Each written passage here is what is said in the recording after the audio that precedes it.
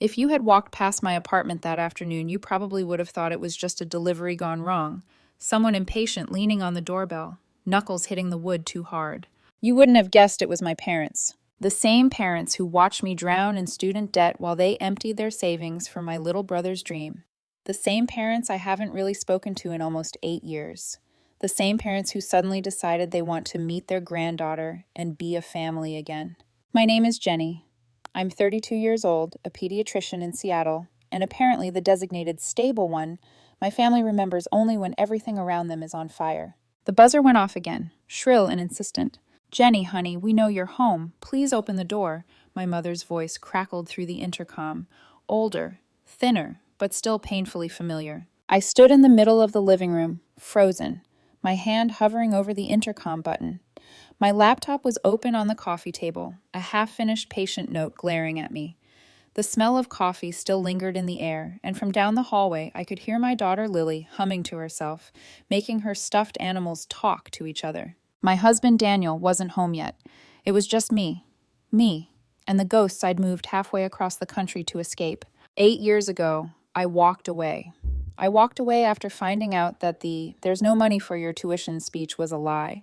That the money existed, they just chose to give it all to my younger brother, Bobby, so he could open an auto repair shop. I took loans, worked nights, went without sleep. He got a business, a pat on the back, and a second, third, and fourth chance. And now that his business has crashed, his debts are crushing them, and their golden boy has fallen from grace. Suddenly, I'm getting emails about how proud they are of me. Suddenly, they remember I exist. Suddenly, they want to fly out and meet Lily like nothing ever happened. I pressed the intercom button, my thumb shaking, though not from fear this time. "Okay," I said, hearing my own voice echo back at me. "Come up." I already knew this wasn't going to be a sweet reunion, the kind you see in feel-good movies. I hadn't agreed to see them because I missed being their daughter. I agreed because I was done being their backup plan. What my parents didn't know, as they climbed those stairs to my apartment, was that I wasn't the same girl who used to beg for their attention and validation. I wasn't the child crying over scholarships and loan letters while they celebrated Bobby's latest whim. They were walking toward my door, thinking they'd finally get to hold their granddaughter. Instead, I was about to hand them something else entirely. The truth, all of it. Every ugly, selfish, cowardly piece of it. And once they heard it, nothing about our family would ever be the same again. If I'm going to explain how I reached this breaking point, you need to understand where I came from, who I used to be before I learned how heavy a family's silence can feel. I grew up in a small town in Ohio, the older of two siblings. My younger brother, Bobby, arrived when I was just 2. People always cooed about how adorable we looked together, me holding his tiny hand, him grinning like he already owned the world. Looking back, maybe he did, or at least he owned my parents' world. I was the quiet one, the girl who loved books, loved order, loved learning. My dad used to joke that I came out of the womb holding a library card. Bobby, on the other hand, was sunshine in human form, loud, charismatic, athletic. Dad had been a high school football star and never got over the glory days he talked about, like they were a war he'd survived. When Bobby picked up a football for the first time, it was like watching destiny unfold in front of him. Dad spent hours in the backyard with him, teaching, cheering, shaping him. I'd watch from the porch, knees pulled to my chest, homework open in my lap. Sometimes Dad would call out, "Jenny, come join us," just loud enough for the neighbors to hear. But we all knew it wasn't me he was talking to. I never once threw a spiral good enough for applause. Mom wasn't as obvious in her favoritism, but it was there, woven into the small things. Bobby's messy finger paintings were displayed proudly on the fridge. Mine, even when framed with straight A's, got a simple nod and a quick, "Good job, sweetheart." She meant well, I think. But meaning well and doing well aren't the same thing. The shift from subtle to undeniable happened when I was 10. I had just won the school science fair with a project on renewable energy, my first real moment of pride. I came home clutching the blue ribbon like a treasure. I walked into the kitchen ready to present it, and froze. They were too busy celebrating Bobby making the junior football team. Dad had him lifted off the ground, spinning him in the air. Mom clapped like he'd just saved the world. I stood in the doorway, ribbon trembling in my hand, and no one even looked up. I didn't cry. Not then. I just folded the ribbon into my pocket and told myself it didn't matter. But it did. God, it did. As I got older, I poured myself into academics, debate team, math club, volunteer work, anything to build a future beyond that house. Even then, my achievements were background noise to Bobby's latest touchdown or new fling. At my high school graduation, I was valedictorian. I spent weeks crafting my speech, but when I stood on stage, scanning the crowd for my family, I saw Dad in the back, not watching me, but filming Bobby joking with his friends. Mom clapped a little too late every time the audience applauded me, like she was following a script she didn't understand. Still, I pushed forward. I earned acceptance to a prestigious university with a partial scholarship. I was ecstatic until my parents sat me down, faces solemn, saying they couldn't afford to help with tuition. They said the savings were gone, unexpected expenses. Things had come up. I believed them. I worked night shifts at diners, tutored freshmen, stacked library shelves until midnight. I survived on caffeine and willpower. I graduated with honors and crushing debt. Then, halfway through my senior year, Bobby announced he was opening his own auto shop.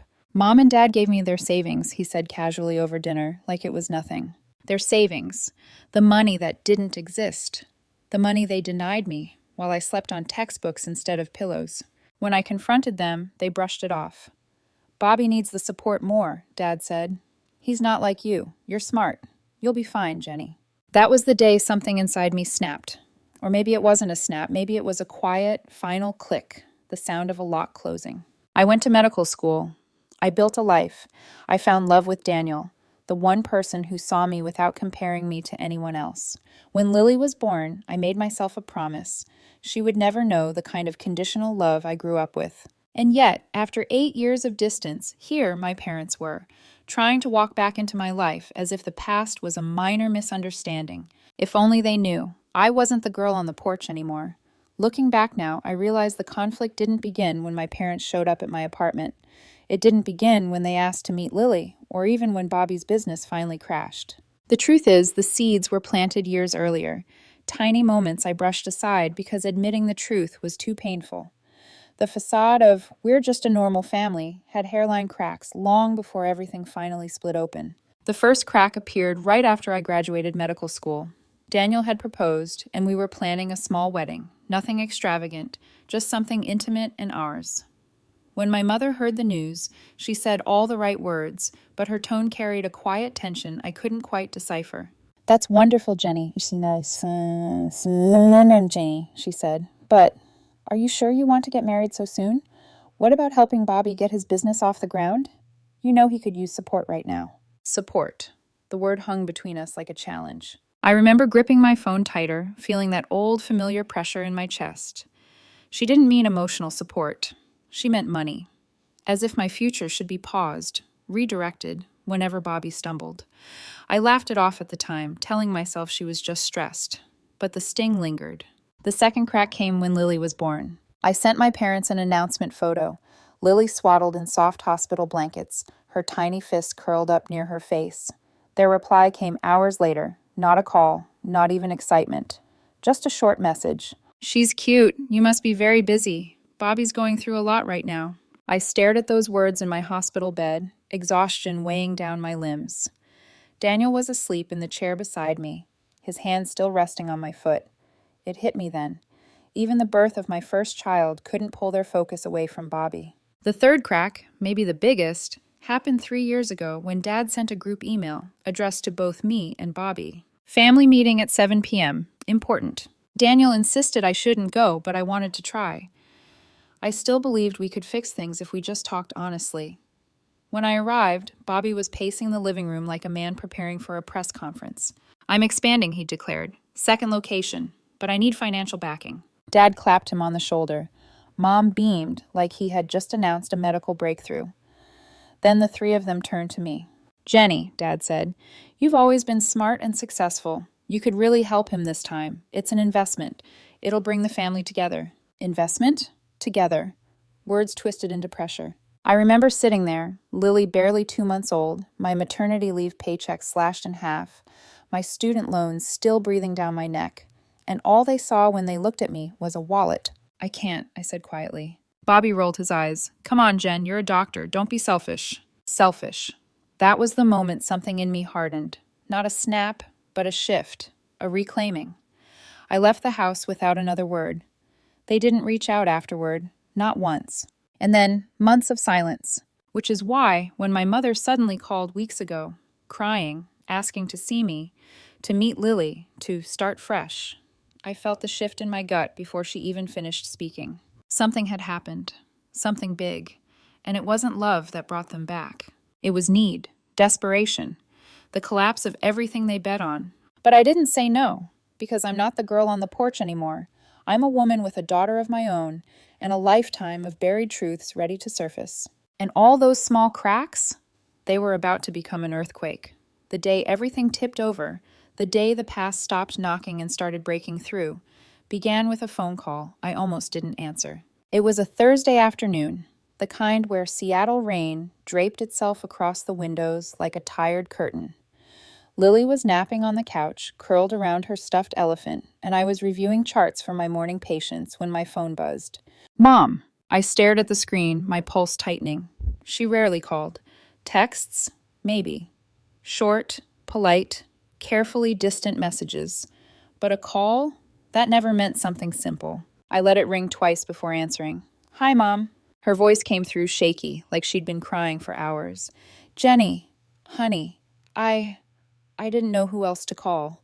A part of me softened reflexively, but another part, the part that remembered scholarships and loans and being invisible, stayed rigid. What's going on? I asked. There was a long pause, followed by a broken sigh. It's Bobby. Of course it was. His shop closed, she said. The debts. Jenny, they're bad. Your father and I had to remortgage the house. We sold the lake cabin. We're drowning. I leaned back against the counter, pressing my thumb into the edge of the granite, grounding myself. I'm sorry to hear that, I said calmly. But why are you calling me? Her silence told me everything. The desperation, the expectation, the script they had rehearsed 1,000 times. Then she said the words that dug into me like a knife. We need you, sweetheart. We want to reconnect, as a family. Reconnect, not apologize, not acknowledge the years of hurt. Reconnect. And only now that their golden son had collapsed under the weight of his own choices. I closed my eyes, took a slow breath. Mom, what exactly are you asking? We'd like to come visit, she said quickly. Meet Lily. It's been too long. We want to fix things. Fix things. As if all it took was a hug and a cup of coffee to undo 8 years. I didn't agree. Not yet. But I didn't say no either. A decision that felt heavy, like a storm gathering in my chest. 2 days later, my father emailed me. It was short, polite, almost rehearsed. We're proud of the woman you've become. Life is short, Jenny. Let's rebuild our family. We'd love to meet our granddaughter. I sat there staring at the email long after reading it. Not because the words touched me, but because they didn't, at all. They weren't reaching for me. They were reaching for the version of me they wished existed, a forgiving, endlessly accommodating daughter who would step in and patch the holes Bobby had blown in their lives. Daniel saw the email first. He was drying dishes, wiping his hands on a towel when he noticed my expression. Hey, he said softly, what's going on? I handed him the phone. He read the email, sighed, then looked at me with the kind of steady warmth that made me fall in love with him in the first place. You don't owe them anything, he said, but whatever you choose, I'm here. We'll handle it together.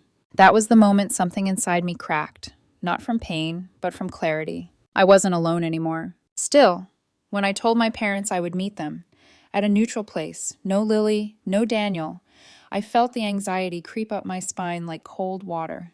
The cafe was small and quiet, the kind with soft lighting and mismatched chairs. I arrived early, choosing a corner table facing the door. My heart pounded with each passing minute, the latte in front of me cooling untouched. Then I saw them. My parents. Older, smaller, fragile in a way I had never seen before. Mom rushed toward me first, hugging me tightly. I stayed stiff in her arms, uncertain where to place the pieces of myself she used to ignore. Dad hovered behind her, his hands shoved in his jacket pockets, his eyes skimming anywhere except mine. We sat, Mom talked, Dad nodded. Apologies. Excuses disguised as explanations. Long-winded stories about Bobby's debts, his mistakes, his spiraling life. But then came the moment, the one that changed everything. Mom reached across the table, her hand trembling. Jenny, she said, voice cracking, We we want to meet Lily. Please, we want to be part of her life. My throat tightened. I searched their faces, hoping, just once, to see genuine remorse, accountability, anything real. But all I saw was longing. Not for me, for the idea of me, for the daughter who could fill the void Bobby left behind. The truth hit me so sharply I nearly gasped. They didn't come to rebuild a family. They came to replace the son who failed them. And I knew, right then, something had shifted permanently, something that couldn't be undone. When my mother finally said the words, "We want to meet Lily," it felt like the cafe walls tilted slightly, as if the room itself understood the weight of what she was asking. I didn't speak at first. Silence has always been my armor. When you grow up as the overlooked child, silence becomes the place you go to think, to survive. My mother mistook it for hesitation. My father mistook it for softness. They were both wrong. My heartbeat drummed steadily in my ears as I watched them. My mother's fingers twisted around the paper napkin until it started to tear. My father's knee bounced under the table, his jaw locked tight, like he was bracing himself for an exam he hadn't studied for. I inhaled slowly, feeling the tremor of air in my lungs. "So," I said quietly, "now you want to be grandparents." Mom nodded too fast. "Of course we do. She's our granddaughter. Family is family, Jenny." Family, a word they had always defined on their terms. My father finally spoke. "We know we made mistakes, but your mother and we don't want to lose you too." I forced myself not to flinch at the two. Two meant Bobby. Two meant the collapse of the golden child fantasy. Two meant they didn't want to lose me because they'd already lost him. "I appreciate the apology," I said carefully, choosing each word like it was glass, "but wanting something doesn't erase the past." My mother's eyes filled with tears. "Jenny, honey, we were trying our best." "No," I said gently but firmly. "You were trying your best with Bobby. I was just there." Dad's eyes finally met mine. It was brief, like looking at a reflection he wasn't ready to confront. "We supported you. You became a doctor. You have a good life." A quiet laugh escaped me. Not cruel, but tired. So tired. "Dad, you didn't support me. I supported myself. With loans, with night shifts, with sacrifice. You just watched." His face tightened, but he didn't argue. Not this time. My mother reached out again, fingertips brushing the edge of my sleeve. "We didn't know how much we hurt you. We were proud, Jenny. We just didn't show it the right way." I gently pulled my arm back. "If you were proud, why did Bobby always come first? Why did he always get the help, the money, the attention?" Mom opened her mouth, but nothing came out. I could feel something rising inside me. Not anger exactly, but finally the ability to articulate the pain I had swallowed for decades. "When I needed tuition money," I whispered, "you said it didn't exist, but you had it. You just didn't choose me. I ate instant noodles so I could buy textbooks. I worked double shifts to pay rent. And you gave everything to Bobby because he never learned to stand on his own." Mom's tears spilled over. Dad's hands balled into fists on his knees. But I wasn't finished. "You want to meet Lily," I said softly. "But do you understand you don't get to skip the part where you rebuild your relationship with me first?" My father swallowed hard. "We're trying. Trying. Such a complicated word. Trying could mean half-hearted effort. Trying could mean guilt. Trying could also mean desperation." I steadied my breathing. "I'm not saying no, but I need time and boundaries. I won't let you use me as a replacement for Bobby. I won't be a backup child because your favorite one needs rescuing again." Dad flinched. Mom cried harder. And for the first time in my life, they listened without interrupting. A strange ache settled in my chest. Not satisfaction, not anger. Something older. Something like mourning. I wasn't mourning them. I was mourning the childhood I should have had. The parents I wish they had been. Mom wiped her cheeks. "We'll do whatever it takes, Jenny. We want a chance." I nodded slowly. "I'm open to calls, occasional updates, but I'm not ready for visits. And you won't meet Lily until I trust the relationship between us. Not between you and your idea of me." Dad exhaled sharply, his shoulders sinking. "That's fair." Fair. Finally. A word we all understood the same way. As I stood to leave, my mother grabbed my hand briefly, not pulling, not clinging, just holding. "Thank you for coming," she whispered. I gave her a small nod. "Thank you for listening." But as I walked out of the cafe, the cold Seattle air hit my face with a truth I had been avoiding. This wasn't reconciliation. This was the first fragile thread, a thread that could either mend something broken or snap under the weight of old wounds. And yet, somewhere beneath the exhaustion and guarded hope, there was a spark of strength I hadn't felt in years. I wasn't that overlooked girl anymore. I was a mother, a wife, a woman who knew exactly what she would and would not allow back into her life. For a little while after that cafe meeting, things were quiet. Not peaceful, just quiet in that tense, waiting for the other shoe to drop way. Like the air right before a thunderstorm when the sky hasn't darkened yet, but you can feel something building. We had agreed to take things slow, phone calls instead of visits, space instead of pressure. They said they understood. They said they respected my boundaries. In theory. Reality was messier. It started with my mom's calls. At first, they came once a week, short, cautious, almost polite. She would ask about my work, about Daniel, and inevitably, about Lily. "What's she into these days?" she'd ask with a tight little laugh. "Any favorite cartoons? Colors? Does she like dolls? Books?" Her curiosity wasn't the problem. It was the way she spoke like a grandmother who'd been there all along, instead of one fighting for a chance she hadn't earned. One Thursday evening, I was standing at the kitchen counter chopping vegetables for dinner, while Lily sat on the floor next to me, coloring. My phone lit up with "Mom." Again. She had already called twice that week. I hesitated, then answered. "Hey, Mom." "Oh, Jenny, I'm glad you picked up." She didn't ask if it was a good time. "I just saw the cutest dress for Lily today. Little yellow flowers, a matching hairband. I'm thinking of sending it with a few toys. She would love them." I took a slow breath. "Mom, we talked about this." "About what?" she asked too quickly. I watched Lily out of the corner of my eye as she hummed, coloring outside the lines in bright blue crayon. "About jumping into the grandmother role like nothing happened. You haven't even met her yet. You don't get to start buying gifts and pretending we have that kind of relationship." My mother went quiet for a moment. When she spoke again, her voice was small. "I just want her to know I care." "She will," I said softly. If this relationship rebuilds in a healthy way. But sending gifts now doesn't fix anything. It skips the hard parts and goes straight to the reward." She exhaled shakily. "So I can't even send her a dress?" "You can send me an email," I replied. "Ask how I'm doing. Ask about what Lily likes. Show up consistently. Gifts aren't a substitute for effort."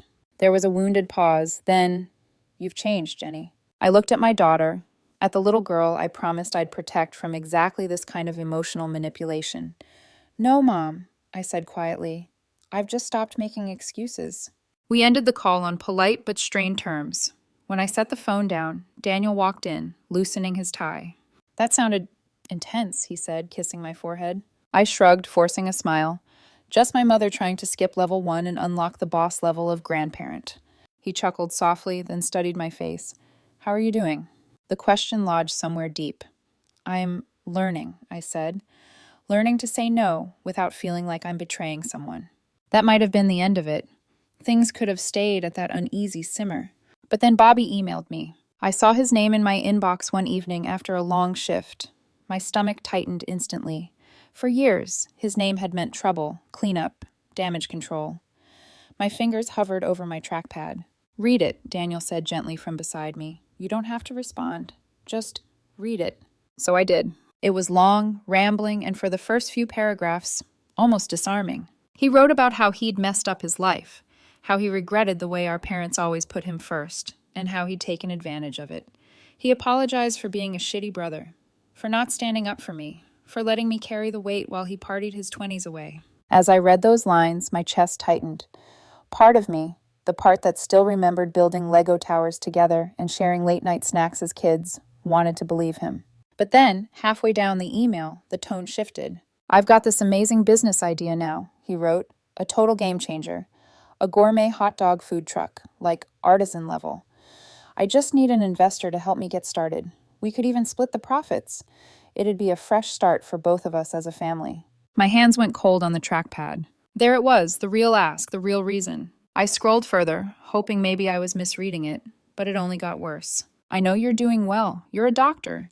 You and Daniel probably have savings. This wouldn't be charity. It'd be an investment in your own brother. We could fix things between us and help Mom and Dad, too." My vision blurred at the edges. Anger and disbelief warred inside of me, but beneath both of those was something deeper. Confirmation. Nothing had really changed, not where it mattered. He still saw me as a resource, a solution, a walking ATM with a white coat. I didn't respond that night or the next morning. Instead, I forwarded the email to Daniel and sat on the edge of our bed, staring at my hands. By the time he came home from work and read it, his jaw was tight. "Unbelievable," he muttered. He wrapped a money request in a fake apology. "That's calculated." I swallowed. I need to know if Mom and Dad knew about this. "They did," he said quietly. "You feel it, don't you?" I did. So I called them. Mom picked up on the second ring. "Jenny, hi, sweetie. I was just thinking about—" "Did you know Bobby emailed me?" I cut in, my voice calm but edged. Silence, then. We talked about him reaching out, yes." I closed my eyes. There it was. "Did you know he was going to ask me for money?" She hesitated just long enough. "He told us he wanted to apologize and maybe share an opportunity. We thought—" "An opportunity?" My voice sharpened. "He asked me to invest in a food truck, Mom. After everything. After you remortgaged your house. After you gave him all the money you once told me didn't exist." On the other end, I heard my father's voice in the background. "Is that Jenny? Let me talk to her." I didn't wait. "Put him on." There was shuffling, a muffled exchange, then Dad's voice. "Jenny, did you encourage Bobby to email me?" I asked. He sighed heavily. "We suggested he try to make amends. We thought if you two could work together, maybe—" "No!" I snapped, the word sharper than I intended. "You thought if I forgave him, I'd feel obligated to fix everything, again. With my money, my stability, my life." "That's not fair," Dad said, his tone defensive. "You're in a good position. Bobby's struggling. Family helps family." Family helps family. The phrase hit me like a slap. Where was that philosophy? I asked quietly, voice trembling now. When I was 19 and working nights to pay tuition? Where was family helps family when I was eating ramen 3 times a week so I could afford textbooks? Where was it when I asked for help and you said the money was gone? Dad didn't answer. I kept going, the words finally spilling free after years of swallowing them. "You had savings," I whispered.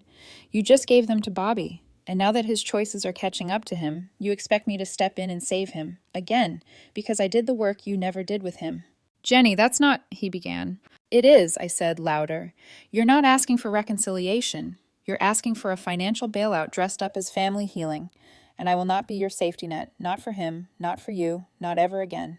On the other end of the line, I could hear my mother crying. My father's voice, when he spoke again, was tight.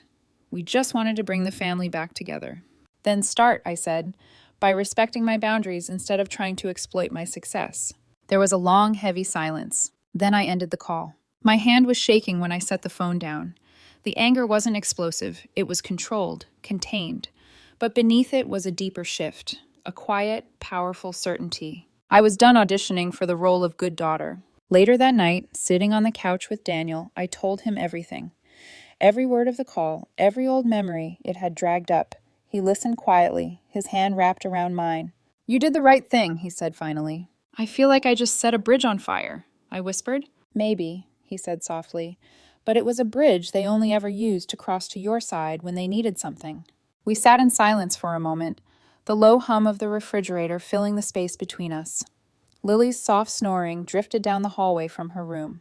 "I think I need to step back," I said, "from all of them, again." "Then we step back," he replied, "as a family."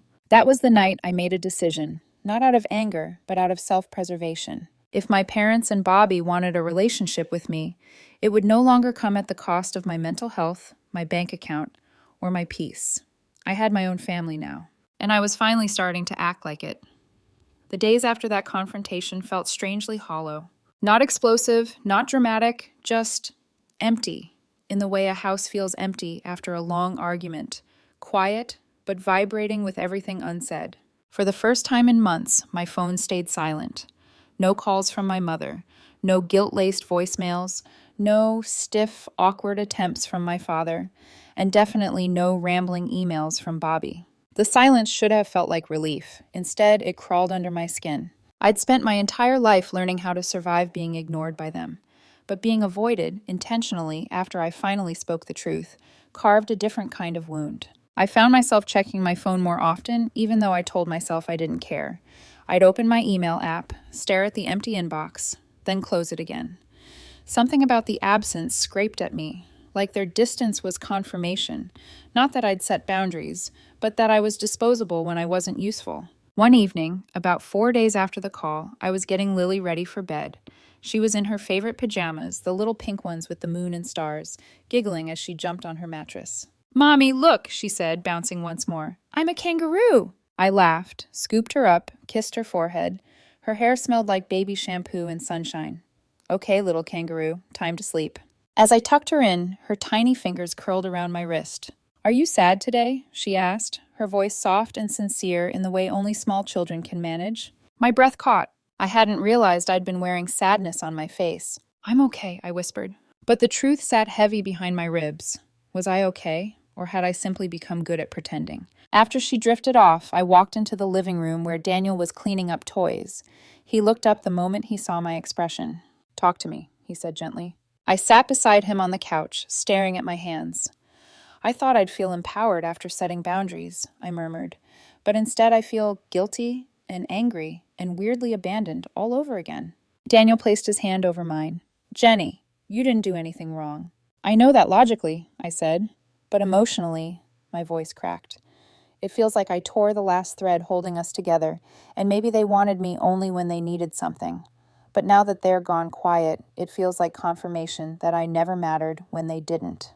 That was the part that gutted me most. Not the anger, not the manipulation, not even the constant expectation that I should fix Bobby's mistakes. It was the feeling of being 12 years old again, standing alone in the kitchen with a science fair ribbon in my hand while my parents celebrated my brother's football tryouts. It was the memory of sitting at my college dorm desk, crying quietly so my roommate wouldn't hear, because my tuition bill was due and my parents couldn't help. It was the echo of my own childhood saying, again and again, "You only matter when you're useful." Daniel wrapped an arm around me, pulling me gently against his chest. I let myself lean into him, something inside me unraveling. "I hate that they still have this power over me," I whispered. "I'm 32. I have a family, a career, a life I built without them. And still, their rejection feels like proof that I'm not enough." "You are enough," he said, firm but tender. "They just never learned how to see it. That's not your failing, it's theirs." His words steadied me, but they didn't erase the knot tightening inside my chest. That night, after Daniel fell asleep, I sat on the living room floor with an old shoebox I hadn't opened in years. Inside were scraps from a childhood I'd spent trying to prove my worth, debate ribbons, honor roll certificates, a math club medal, even the program from my valedictorian graduation. Proof that I had tried so hard to be visible. I touched each item like it was a fragile artifact from a different girl's life. A girl who kept thinking, if I achieve enough, they'll see me.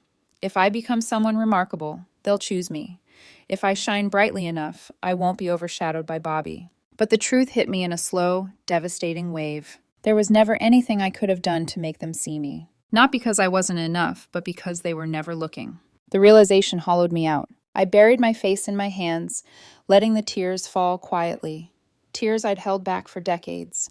I cried for the girl who tried, for the woman who still felt lost, for the mother terrified of passing down the same emotional inheritance.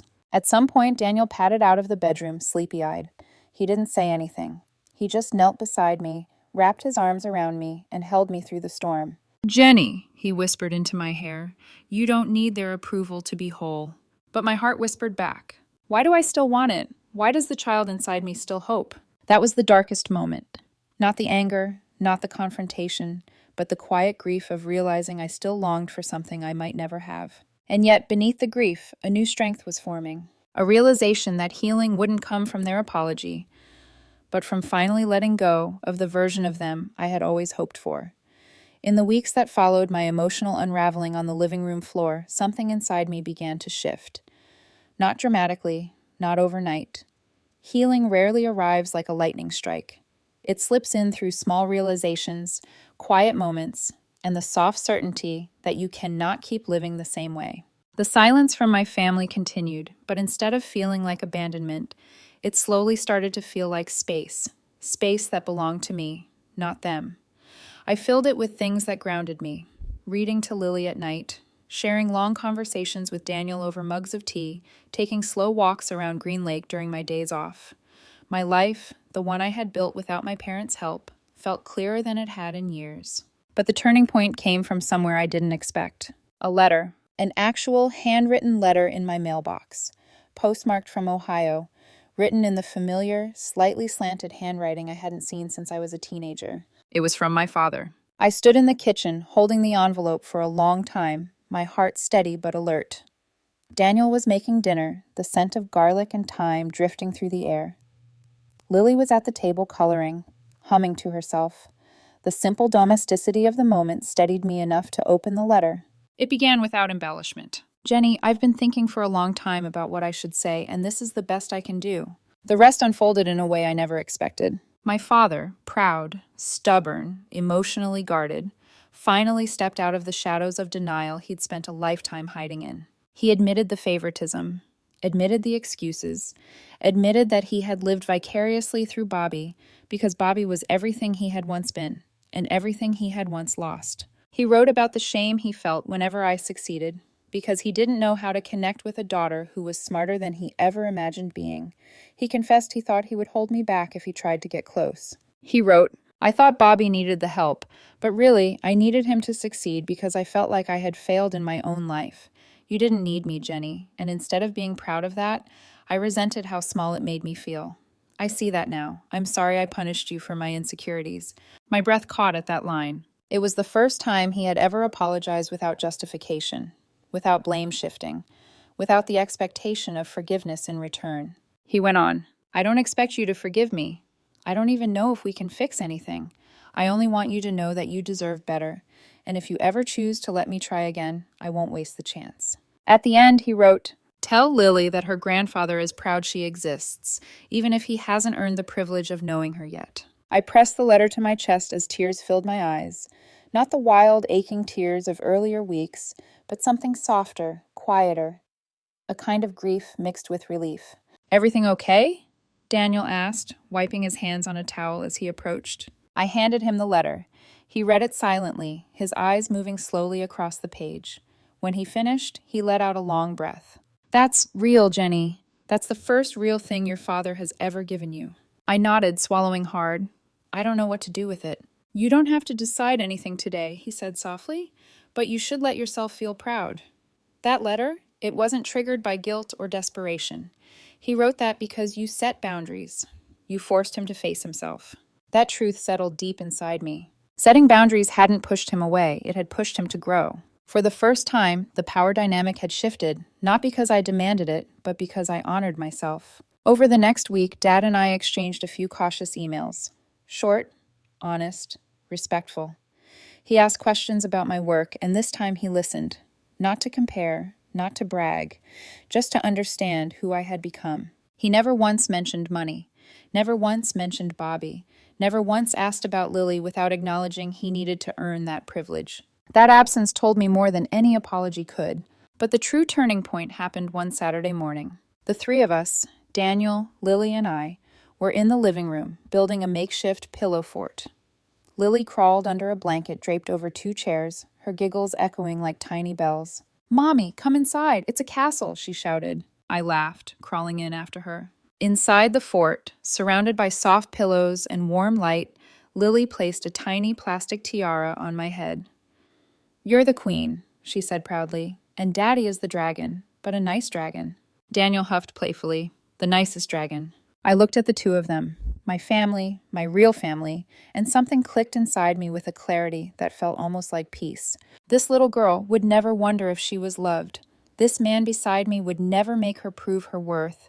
And I, after years of fighting for space in the wrong relationships, finally understood. I wasn't seeking my parents' approval anymore. I was seeking closure. That's when I knew why my father's letter mattered. Not because it excused the past, but because it allowed me to stop carrying it. I wasn't healed yet, but I was no longer lost. And that was the beginning of everything changing. Fallout isn't always loud.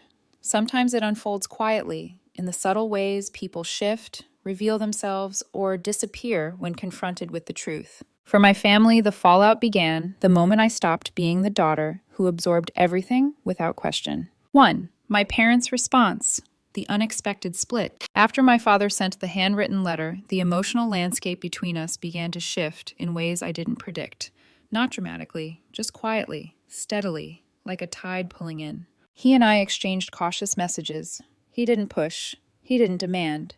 He didn't guilt trip. For the first time in my life, he treated me as an equal, not as the background character in Bobby's story. But my mother, her reaction was different. She emailed me one evening after dinner. "I heard your father wrote to you. I hope you understand how hard this has been on all of us." That phrasing, "on all of us," landed with a familiar sting. My pain, even now, was part of a collective inconvenience rather than something she was willing to face on its own. Then she wrote, "I feel like you're choosing to dwell on the past instead of moving forward as a family. Children shouldn't hold so much resentment toward their parents." There it was, the subtle shift back to blame, the quiet dismissal of my experience, the expectation that a daughter should bend, even after breaking. I read her email twice, then closed my laptop, shaking my head. Daniel looked up from the sofa. "Bad?" he asked. "Just predictable," I said. My father was doing the work. My mother was wishing I hadn't noticed the wounds in the first place. That was the first real fracture between them, one I never intended, but one that felt inevitable. For decades, they had moved as a unit. Now, for the first time, my father was stepping out from behind the shield of denial, and my mother didn't know how to follow. To Bobby, the collapse of a pattern. I didn't hear from Bobby again, not directly, but I heard about him. Through my father's careful updates, always phrased without expectation. Bobby was working a steady job. He had started attending Gamblers Anonymous. He wasn't living at home anymore. He hadn't asked my parents for money in weeks. Small steps I never thought he'd take. But there was something else, something my father said during a phone call one evening. "Your brother, he's been asking about you," Dad admitted cautiously. "Not about money, about you. But I told him he needs to fix his own life before trying to repair anything with you." It was the first time my father had ever protected me from Bobby's chaos. And it landed differently. It felt like the world had tilted just a degree toward balance. Still, I wasn't ready, and Dad didn't push me. 3. Family reputation, the quiet echoes. In small towns like ours, gossip travels faster than truth. After Bobby's business failed and my parents' financial situation became public knowledge, people whispered. My father mentioned it once, briefly. "Your mother doesn't like going to church much these days," he said softly. "People talk. They don't always mean harm, but it still hurts." I didn't take pleasure in their discomfort, but I also didn't carry it as my responsibility anymore. For once, the consequences of their choices were theirs to bear, not mine. 4. My mother's breaking point and my boundary. 2 weeks after my father and I started talking more regularly, my mother called. I hesitated before answering, but Daniel nodded softly. "Take it," he said. "You're strong enough now," I answered. "Hi, Mom." Her voice was sharp, trembling, not with sadness, but frustration. "Why are you shutting me out, Jenny? Why are you talking to your father and not me?" I inhaled slowly. "I'm not shutting you out, Mom. I'm protecting myself." "Protecting yourself from me?" she snapped. "I did my best. I was a good mother." "Maybe you were trying," I said carefully, "but that doesn't erase what happened. You're being dramatic. I'm being honest." Silence, a dangerous, deep silence. Then she whispered the line that clarified everything. "If you don't let us meet Lily soon, she won't even know who we are." I closed my eyes, centering myself. "She'll know you," I said gently, "if you do the work to rebuild trust with me. That's the only way."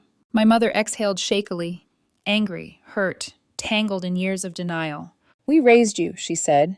"You owe us more than this." I felt something inside me harden, not cruelty, but clarity. "I don't owe you access to my daughter," I said quietly. "I don't owe you the version of me who stayed quiet.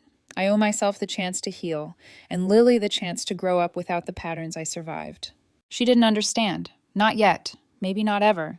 But I held my boundary. "I need space," I said. And for the first time in our relationship, I ended the call, not her. 5.